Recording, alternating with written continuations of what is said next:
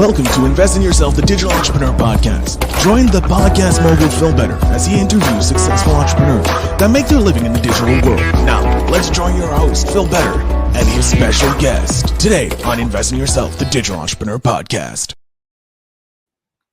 Hello and welcome back to another episode of Invest in Yourself, the Digital Entrepreneur Podcast. I am, of course, your host with the most, Phil Better, and I'm happy to introduce our guest today. They are someone who throughout their career have worked with many different brands, both big and small, in a variety of industries, as well as working with solopreneurs, small business owners, and nonprofit organizations, as well as helping educational institutions grow their business and brand through content marketing.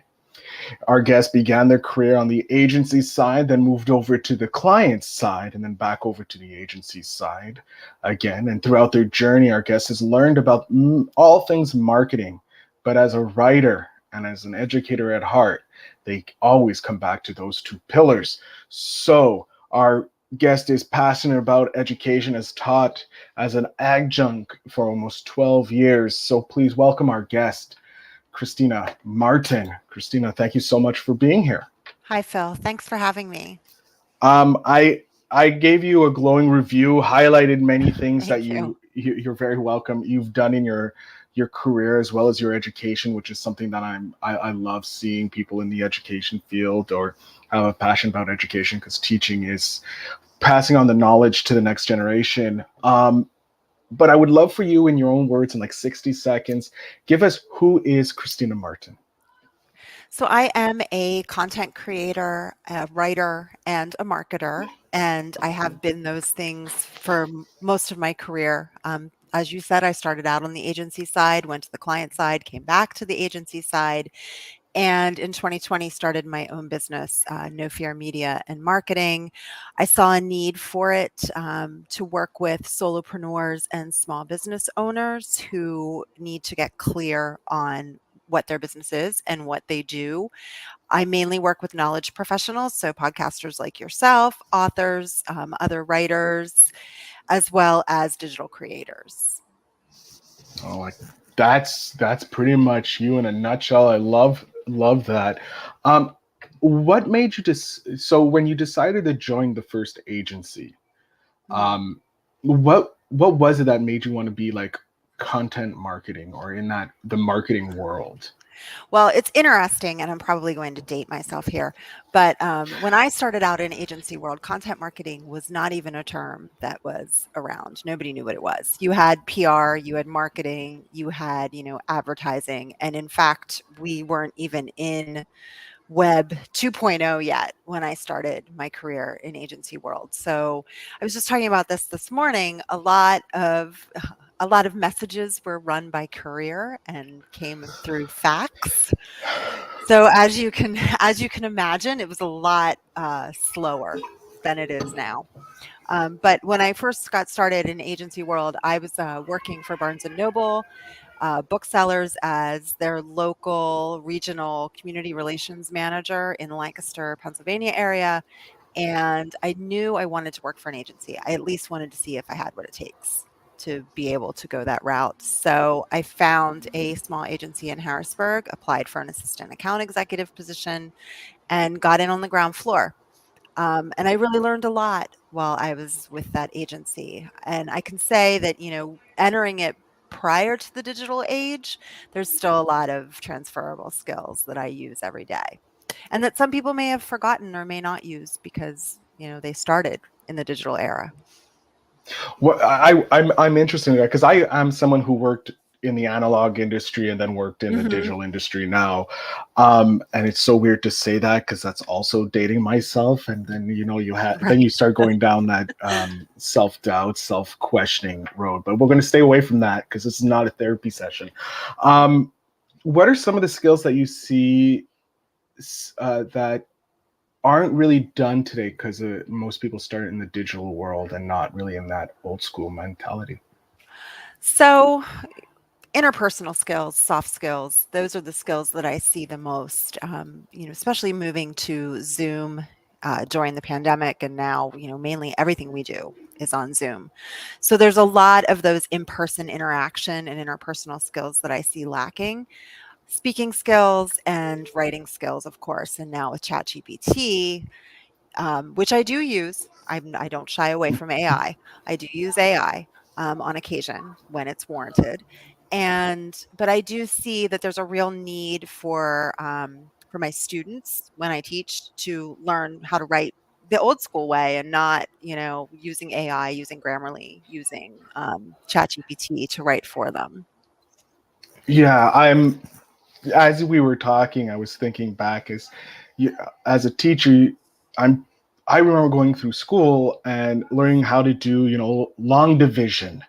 And Hmm. then you find out that there's a shortcut, using a calculator, but it's still, you need to know the basis so that you can do it. I think like writing is the basic, and then you can use ChatGPT or these AI tools to take Sure. your writing to the next level. You already know the fundamentals. This will handle the peskiness Hmm. of mass marketing. So I think, yeah, that is important. Like those fundamentals are the fundamentals have kind of changed or evolved Sure. with the tools. I love that.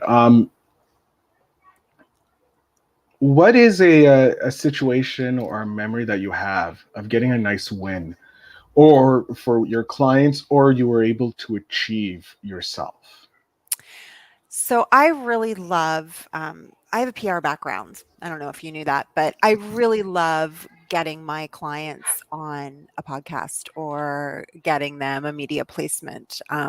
That's something that is really challenging for me because, obviously journalists get thousands and thousands of pitches per day. So the art of the pitch is fun for me. And as far as big wins go, I think in the agency world, whenever you can win a client or win more business from an existing client for the agency that you're working with, that's a huge win.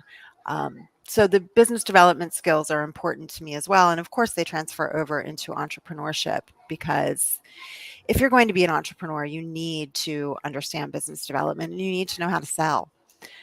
Which is a skill that I believe can be taught. Some people are better at it than others, but I believe that it can be taught. So for me, that big win is just getting getting the client also to understand how important marketing is for their business. Because I think a lot of people say, "Oh, it's an afterthought. I don't really need to do it." It's true.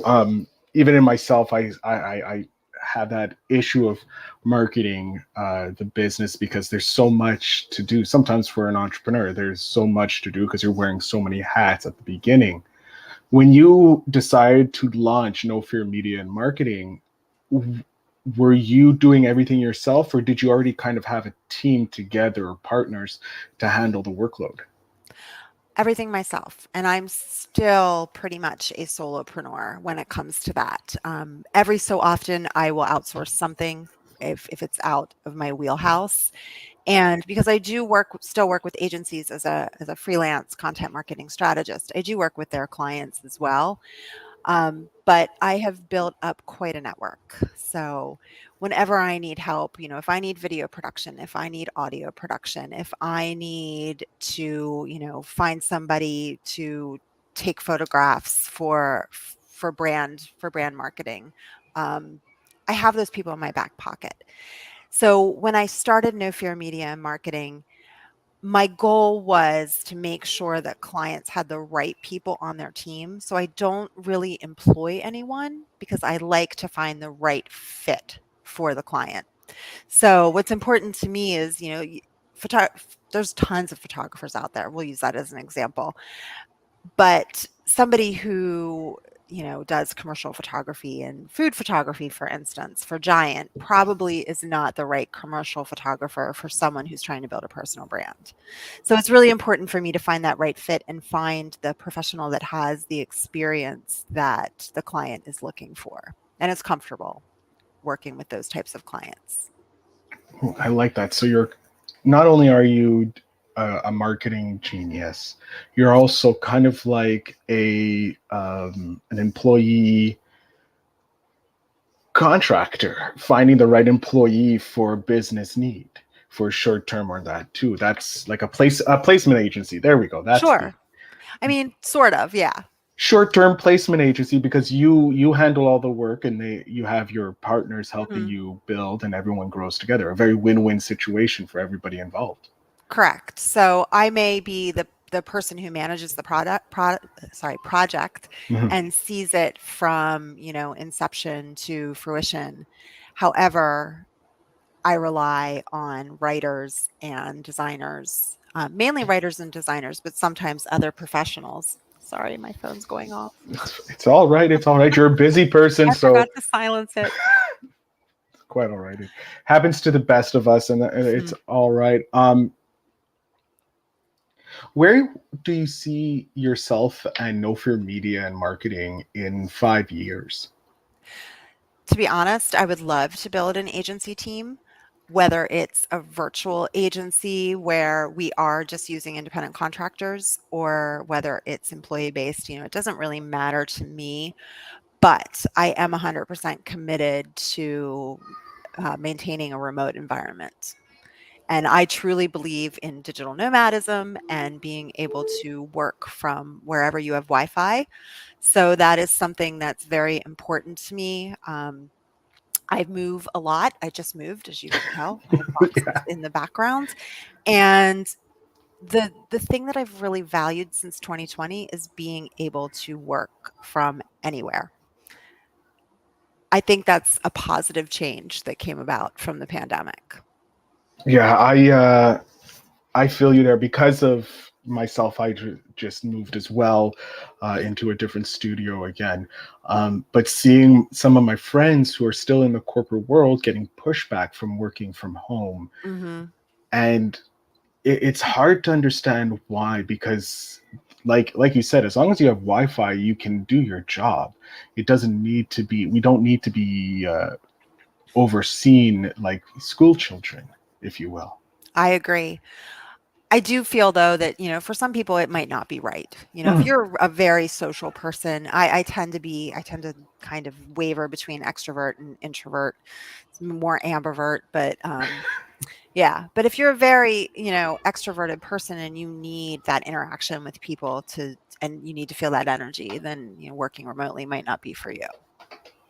Yeah, no, possibly. Yeah, I agree there. Mhm. Um, how is it that you saw the landscape change in your marketing area from pre-pandemic to post-pandemic? So pre-pandemic, I was employed, and I was basically running No Fear Media and marketing as a side hustle. It always had the name, just it was more of a side hustle. It wasn't my main business. I was actually working in the publishing industry at the time of the pandemic when all the, lockdowns started happening, and it was the lifestyle publication.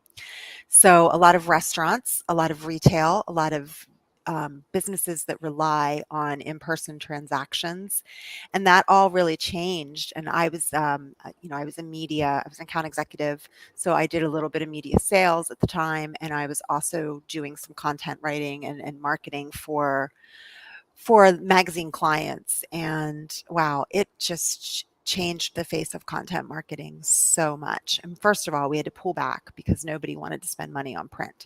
Mhm. So really pivoting towards digital and towards digital products became a lifeline for the publishing industry.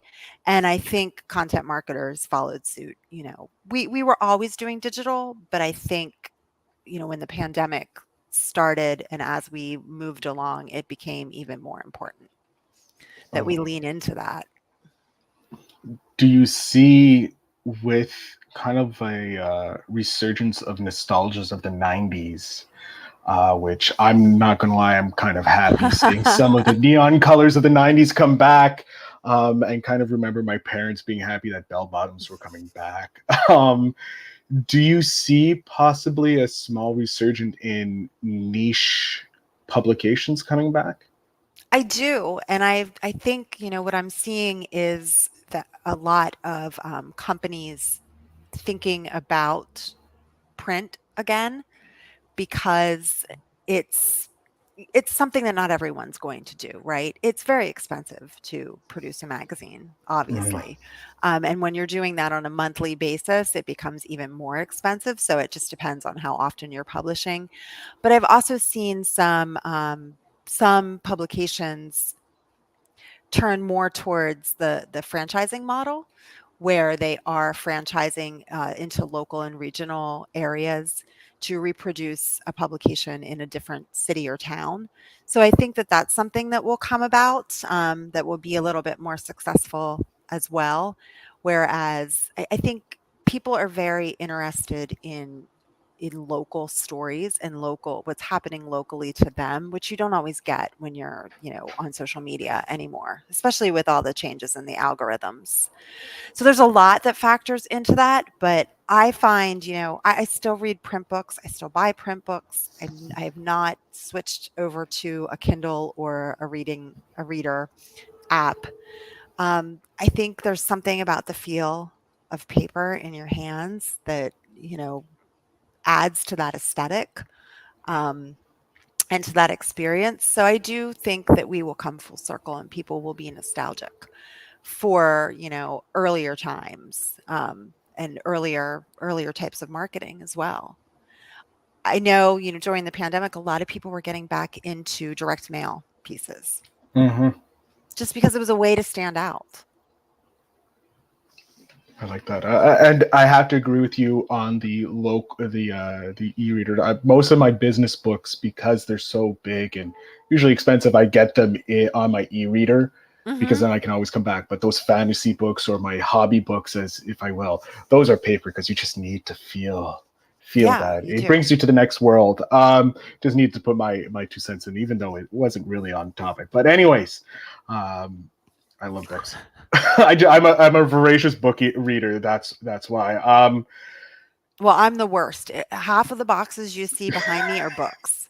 And I in have. fact, it's funny because when the movers were moving us in, they were like, "Oh my God, another box of books, another box of books." That's kind of why I got the e-reader for the business books because they're usually so thick and heavy. It saves a lot more space when it's on the go like that. But with the idea of things kind of going more nostalgic, what is a tip you would have for someone coming straight into the digital world, but would require something of the soft skills? Hmm. So I think, when we were originally started talking about how the format would play out, I think my tip was, know your audience. Mhm. But in order to know your audience, you also need to be able to read people, I think. Um, so that's a little bit of nostalgia for you, being able to read the room and being able to read people. But I do think going to networking events in person is starting to come back in a big way. So I really do feel that, as you're coming, as you're entering into marketing in the digital era, it is important to know who your audience is online, but it's also important to know where are the places out in the world where you can find those pockets of people. What networking events? Is it the Chamber of Commerce? Is it, an organization that is geared towards women? Is it a professional organization? I think that the in person is going to come back in a big way because I think people are really longing for that personal interaction.